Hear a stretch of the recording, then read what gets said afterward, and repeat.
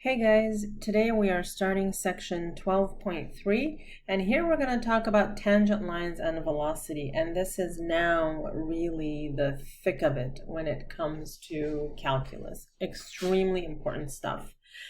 And believe it or not, we're going to start by talking about slope. You've been talking about slope since your middle school years, and here it is now. So I'm first going to ask you, what is slope? And you're probably going to say, well, it's the rise over the run. And then I'm going to now respond to you and say, well, no, that's not really slope. What is slope? And then you'll say, oh, it's y2 minus y1 over x2 minus y1. No, that's not what slope is either. Both rise over the run and y2 minus y1 over x2 minus x1. These are the ways in which we find slope. However, what is slope conceptually? Well, slope is the rate of change of a function or of a quantity.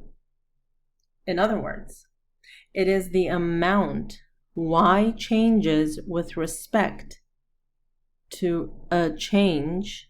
This should be an A.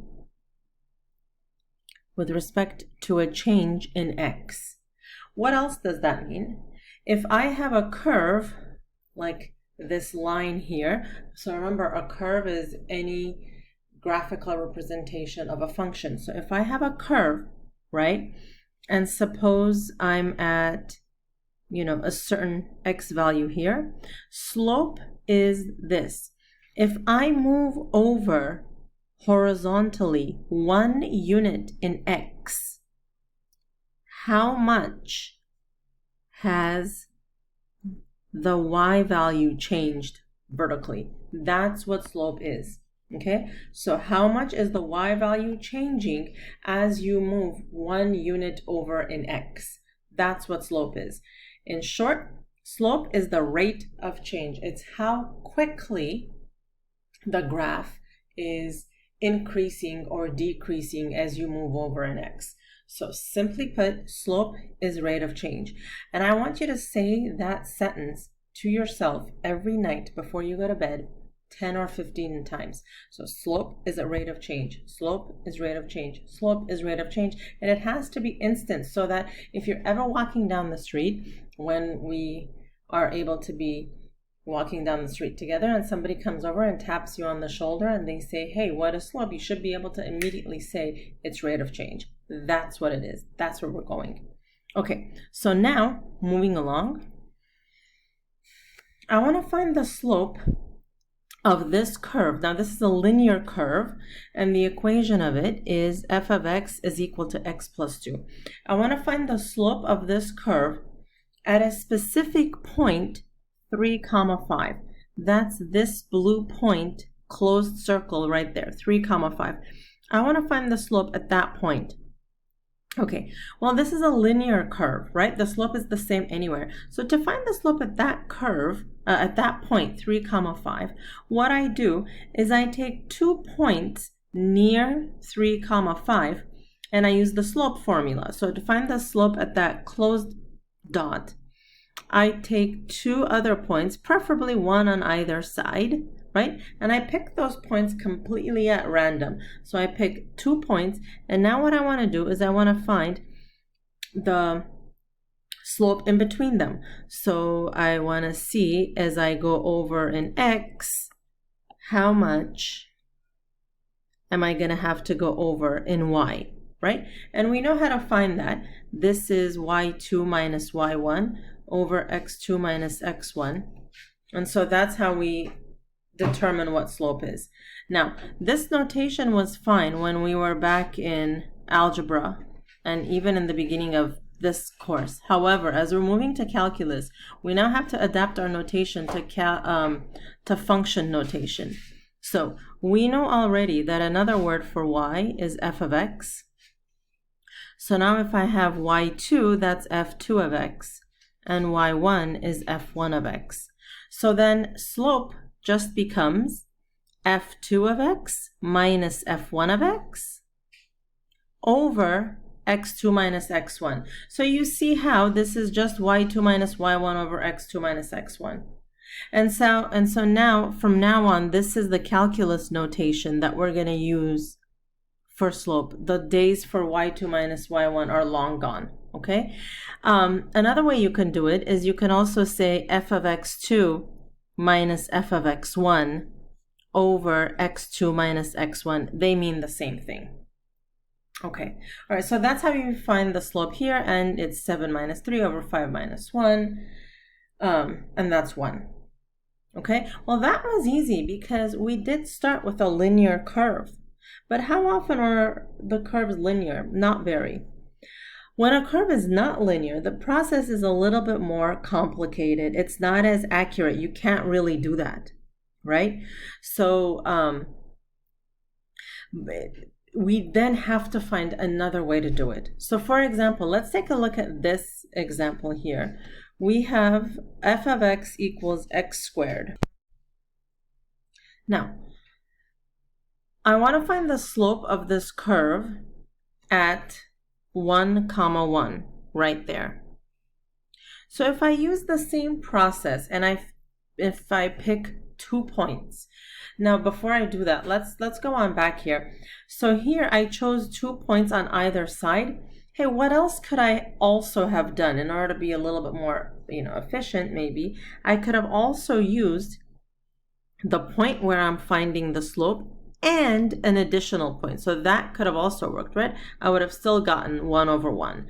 So here, that's what we're going to do. Instead of picking 2 different ones, suppose I want to find the slope at 1, 1, right? What I can do is I can pick another point. In this case, 3, 9. Okay, and I can draw a line in between them, and then I say, okay, I'm going to find the slope of that line, and that's what it is. Well, is that really what we're looking for? Let's think about what it means to find the slope at the point 1, 1. If I really zoom into that point, right, and if I draw a line here like this, right, just sort of look at that point, what does the orientation of that line look like? Just that point. That's what it looks like, right? So now if I extend that,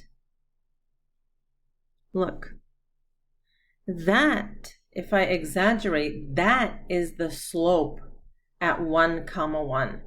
So now if I do what I was doing before, where I pick 2 points and I draw a line in between them, that's that red line. Well, that's not anywhere near the blue line, right? In fact, if I find the slope of that red line, I get that m is equal to 4. But that's not really the slope of the green line that I'm looking for, okay? Well, let's just talk about what these 2 lines represent, okay? We can't be referring to them as the green line and this is not the New York Metro, right? So if I draw a line here, this green, that is representing the slope just at 1, 1, and it's, if you notice, it's touching the graph at that 1 point only. This is the line tangent to the curve. Now, my other line, right, so this line tangent to the curve touches the curve at exactly 1 point. The other line hits the curve at 2 distinct points. That is called the secant line. So now, when I found the slope of the 2 points, 3, 9 and 1, 1, I found the slope of the secant line, and that was 4. What I want, however, is to find the slope of the tangent line. That's when I have the slope of this curve at 1, 1. So what am I going to do? What am I going to do to make that red line look more like the tangent line? Well, one thing I could do is this. Look at where my first point is, and look at where the second point is. Horizontally, they're very far away from each other. What if I moved that second point closer to the first point, what would happen to the horizontal distance between them? It would shrink, right? So let's go on to the second diagram. This is my first point. And then what if now I pick this point here that's closer to my first one? Now how far apart are they horizontally?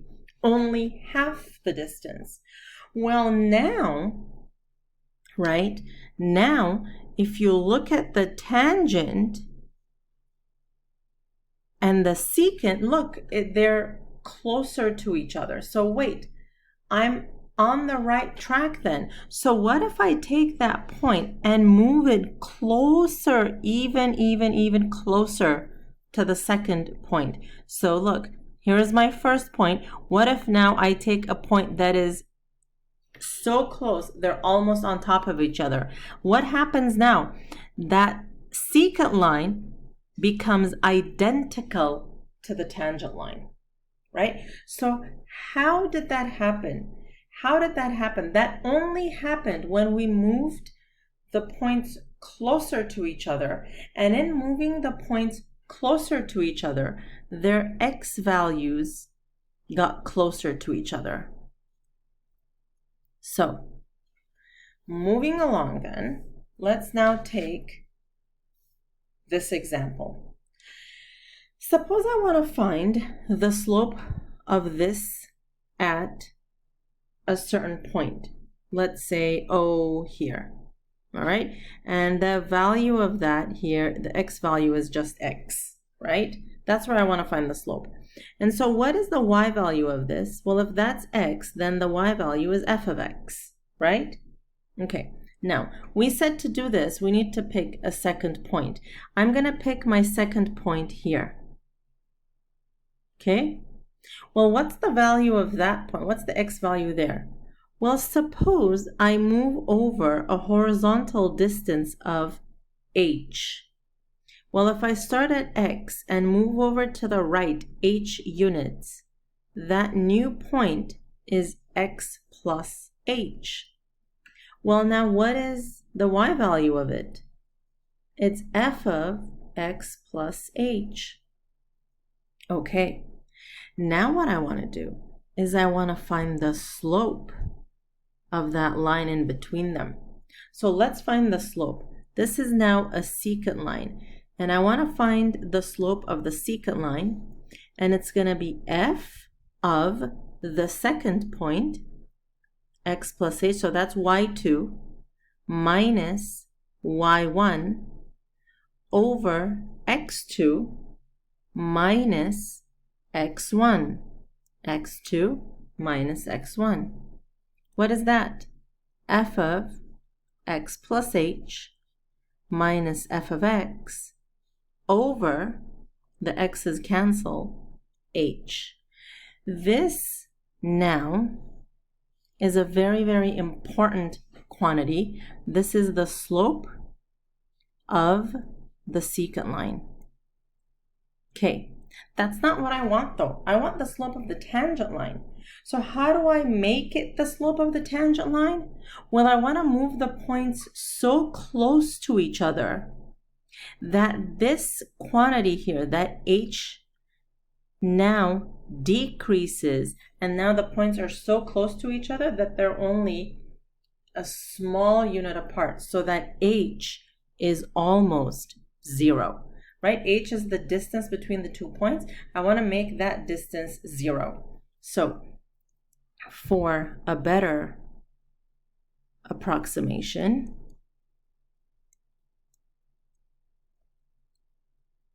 we move the points closer so that h approaches 0. So now the slope of the tangent line is equal to, so I'm going to use that same equation now, except the points are right here, right? And so what I've done now, it's the limit as h approaches 0 of f of x plus h minus f of x over h. And this is how you find the slope at a specific point. Okay, that's the slope of the tangent line. That's the most important formula in all of calculus. So right there. In fact, it gets its own box. So the slope of a curve at a point is also called the instantaneous rate of change, and it's that formula that we just talked about. Okay? All right. So what we're going to do now is we're going to use that to find the slope of the tangent line to the graph of these functions at the given point. The first one is y equals x squared, and we're at the point 2, 4. Okay, so here's what we're going to do this. We're going to use this formula. So my formula calls for f of x, it calls for f of x plus h, and all that stuff. So first we have to do some preliminary work. F of x is x squared. That's the function that's given to me. Now, let's do a little bit of an exercise, okay? What's f of a? Well, x gets replaced with a, so it's a plus, so it's a squared. What's f of 4? I'm just doing this for random examples. Well, now it's 4 squared. Okay, so now what's f of x plus h? Well, now x is replaced by x plus h. So here, all of the x's are going to get replaced by x plus h. So when it was x squared, now it's x plus h squared. Okay, let's simplify that. F of x plus h, let's distribute the square. It's x squared plus 2xh plus h squared. Now, let's start here. The slope of the tangent line is equal to f of x plus h minus f of x over h. Oh, except, I'm sorry, I left out the most important thing. This is the limit as h approaches 0. So, the slope of the tangent line is equal to the limit as h approaches 0 of, okay, what's f of x plus h? I just found it in the red here. X squared plus 2xh plus h squared minus, what's f of x? X squared all over h. Okay, let's see what we can do here. X squared minus x squared goes away, so I have 2xh plus h squared over h. Okay. Minus 1, minus 1, minus 1. This is the limit. As h approaches 0, 2xh plus h squared over h. This is equal to the limit as h approaches 0. I'm going to factor out an h from the top. Over h. And now the h's cancel. So the slope of the tangent line is equal to the limit as h approaches 0, 2x plus h. And now I can't simplify this any further, and I want to find the limit as h approaches 0. I plug 0 in here, so this is 2x plus 0. The slope of the tangent line is 2x. Okay, but I wanted to do this at 2, 4. So at 2, 4, x equals 2. So the slope of the tangent line is 2x, right? That's 2 times 2 is 4. Okay, so right here, if I were to draw the tangent line, the slope of that line would be 4. And sure enough, you could see that this, pretty much makes sense, right? Where you go up 4 and over 1. Okay? This is a long process. You are going to get quicker at it, I promise. And we'll do some tricks right now, but I must see the entire process all the time. I'll condense a little bit in the next problem. So let's do another problem. If you feel like you completely understand what's going on here, you can go to part C. Otherwise, let's do B. It's actually worthwhile to do B together. So let's do part B. Now I want the slope of the tangent line of x squared plus 4 at -2, 8. So what we're going to do first is f of x is x squared plus 4. F of x plus h is, I put x plus h in for x. So this is x squared plus 2xh plus h squared plus 4. So the slope of the tangent line is equal to the limit as h approaches 0, f of x plus h minus f of x all over h. So this is the limit as h approaches 0 of f of x plus h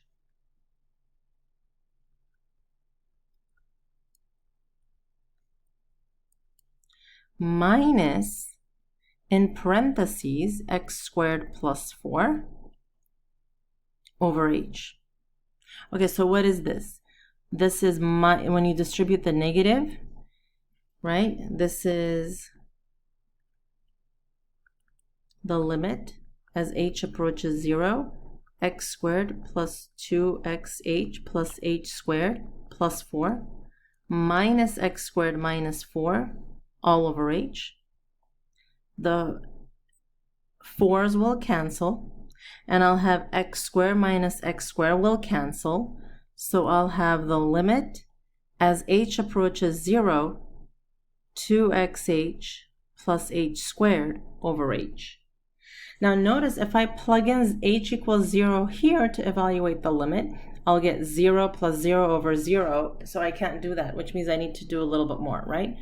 So we're going to have to factor out an h from the top and cancel. What you can also do is you can cancel out one h from each term. One from here, one from here, one from here. So now I have that this is the limit as h approaches 0, 2x plus h. Now I can put in the 0 for h. So this is 2x plus 0, m is 2x. At x equals -2, m is -4. Okay, and look, right here, the slope is negative. You see that? So that makes complete and utter sense. Okay. Now, next problem says, and we are going to go a little bit over the 20 minutes today, guys. Find an equation for the slope of the graph of each function at any point. So you want the slope at any point. When you hear the words at any point, you're going to leave in terms of x. There's not going to be a number to substitute. All right. So same situation here. This is y. So that's my f of x. F of x plus h is equal to x plus h squared minus 4x plus h plus 2. We're going to put in x plus h for each of the x's. So I get x squared plus 2xh plus h squared minus 4x minus 4h plus 2. That's f of x plus h. So slope of the tangent line is equal to the limit as h approaches 0, f of x plus h minus f of x over h. And now you're asking me, hey, Ms. Malikian, do I need to write that step every single time? And the answer is yes, yes, yes. And now limit as h approaches 0 of that big mess, x squared plus 2xh plus h squared minus 4x minus 4h plus 2 minus f of x. And what was f of x? In parentheses, x squared minus 4x plus 2 all over h. Okay, so now what's going to happen here? If you don't mind, I'm going to combine some steps here. We're going to distribute this negative, right? So this is going to be minus x squared plus 4x minus 2. So now let's see what I can cancel. X squared minus x squared minus 4x plus 4x plus 2 minus 2. And it looks like I have a typo here. This is minus 4h right here. Okay, so let's see what I have left. I have left the limit as h approaches 0, 2xh plus h squared minus 4h over h. And now what happens? Let's get rid of 1h from everywhere. 1, 1, 1, 1. So what do I have left? Limit as h approaches 0, 2x plus h minus 4.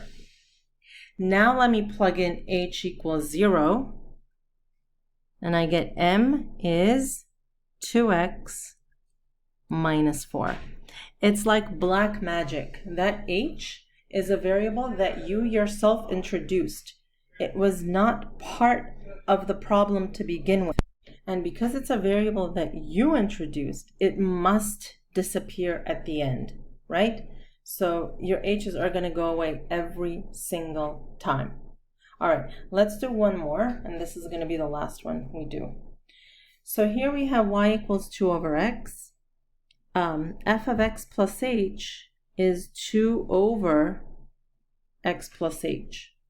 So now, the slope of the tangent line is the limit as h approaches 0, f of x plus h minus f of x over h.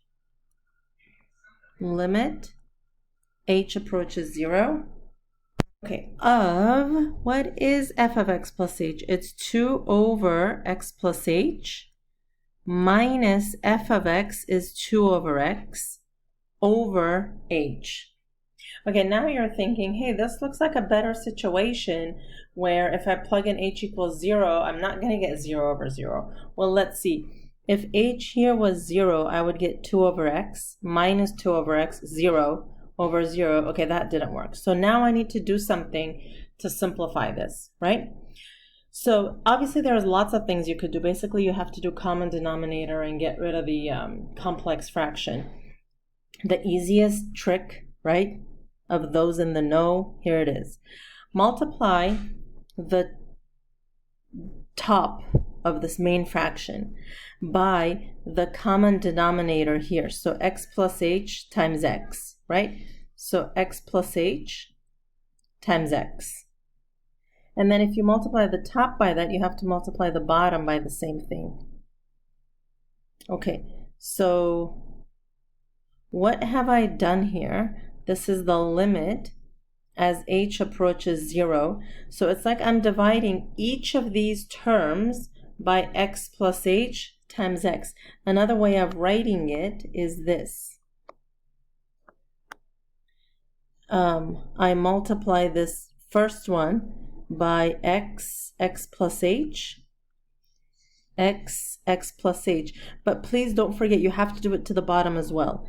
So what happens now is for the first one, the x plus h's will go away. So I have 2x minus the x's will go away, 2x plus h over hx x plus h. Okay, so let's simplify this a little bit more. I have the limit as h approaches 0, 2x minus 2x minus 2h over xh x plus h. So now 2x minus 2x goes away, so this is the limit as h approaches 0, negative 2h over xh x plus h. Okay, 1h cancels with 1h on top, so this is the limit as h approaches 0, negative 2 over x plus h. Plug in h equals 0, so this is negative 2 over x times x, negative 2 over x squared. So the slope of the tangent line here is negative 2 over x squared. Again, it all goes away. The h's all have to go away in the end. Okay, so it's a little bit of a trick here, right, that we did simplifying the denominators. You'll get to do a lot more practice, and then you'll become experts at it, I promise. Okay, so we went to like 31 minutes today. I apologize, but the rest of the screencasts are not going to be this long, I promise. Okay, if you have questions, I have to say it is very, very normal to have lots of questions. Please don't feel bad about that. If you have questions, we can address them either at bonus or in class. And go and do your homework. All right, thank you.